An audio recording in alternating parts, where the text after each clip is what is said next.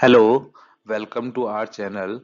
In this video, I'm going to talk about the definition of blood clotting mechanism, platelets, and step of blood clotting mechanism. So let's start. Introduction to blood clotting मतलब blood clotting क्या होती है उसके बारे में यहाँ पे बता रहा हूँ।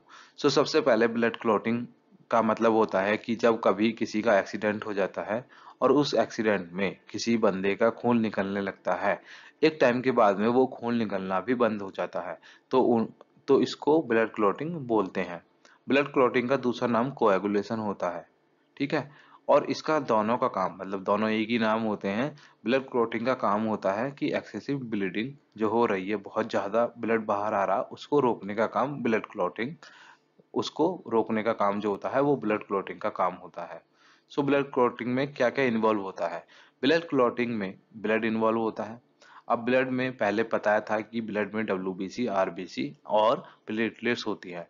बट आरबीसी और डब्ल्यूबीसी को छोड़ के सबसे जो ज्यादा काम होता है वो प्लेटलेट्स का होता है। यहाँ पे प्लेटलेट्स का काम क्या होता है? प्लेटलेट्स को पहले तो ये बताते हैं कि उसका दूसरा नाम थ्रोम्बोसाइट्स होता है। थ्रोम्बोसाइट्स जो होती हैं वो 2 माइक्रोमीटर से 4 माइक्रोमीटर तक होती हैं। उनका डायमीटर 2 माइक्रोमीटर से 4 माइक्रोमीटर होता है। अब इसका काम होता है कि ये प्रमोट करती है ब्लड क्लॉटिंग को। ब्लड क्लॉटिंग को प्रमोट करने का काम जो होता है वो प्लेटलेट्स का होता है। प्लेटलेट्स खून को रोकने के लिए या थक्का बनाने में हेल्पफुल होती हैं।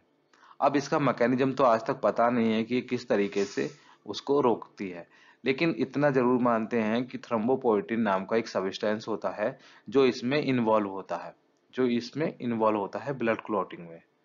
ब्लड क्लॉटिंग के जब पढ़ रहे हो ब्लड क्लॉटिंग, तो एक मैकेनिज्म होता है हेमियोस्टेटिस का। हेमियोस्टेटिस का मतलब होता है कि ब्लड क्लॉट को रोकना और बॉडी को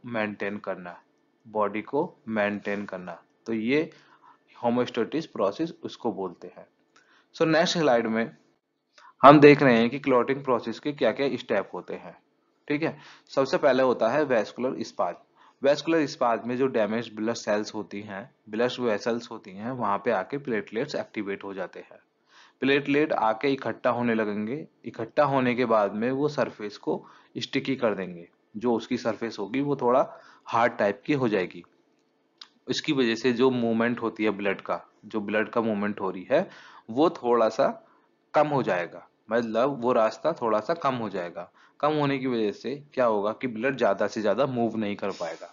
अब इसी के साथ में एक होता है हार्मोन सेरोटोनिन का हार्मोन रिलीज होने लगता है और दूसरी प्लेटलेट्स को बोलता है कि आप यहाँ पे आके इकट्ठा हो जाओ। फिर आता है सेकंड स्टेप जो होता है उसमें बोलते हैं platelets plug formation. Platelet plug formation में जो भी प्लेटलेट वहां पे होती हैं वो प्लग के फॉर्म में आने लगती हैं। मतलब इकट्ठा होने लगती हैं और बहुत ज्यादा स्टिकी हो जाता है। अब जब इतना स्टिकी हो जाएगा तो ब्लड निकलना उसके बाद में बंद हो जाता है। फिर आता है कोगुलेशन प्रोसेस। कोगुलेशन मतलब थक्का जमाना या फिर जम जाना ब्लड का। अब ये दो चीजों से एक्टिवेट होता है, इंट्रिंसिक पाथवे और extrinsic pathway. Intrinsic pathway internally activate होता है, एक्सट्रिंसिक पाथवे एक्सटर्नल एक्टिवेट होता है। दोनों मिलके क्या करते हैं, प्रोथ्रोम्बिन एक्टिवेटर को एक्टिवेट करते हैं और ये एक पॉजिटिव फीडबैक सिस्टम होता है। ठीक है।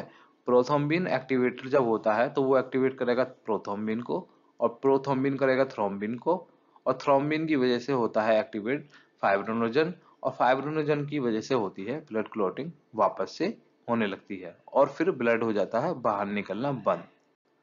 नेक्स्ट स्लाइड में हम देख रहे हैं कि क्लॉटिंग प्रोसेस में वर्क क्या क्या है। क्लॉटिंग प्रोसेस के अगर वर्क की बात करोगे तो फाइब्रिन मैस बनने लगती है। फाइब्रिन मैस बनने लगती है और फाइब्रिन मैस बनने के बाद में आपका रिपेयरमेंट का काम स्टार्ट हो जाता है। आज के वीडियो में बस इतना ही। नेक्स्ट वीडियो में बताऊंगा कि ब्लड क्लॉटिंग की मैकेनिज्म और क्या क्या हो सकते हैं।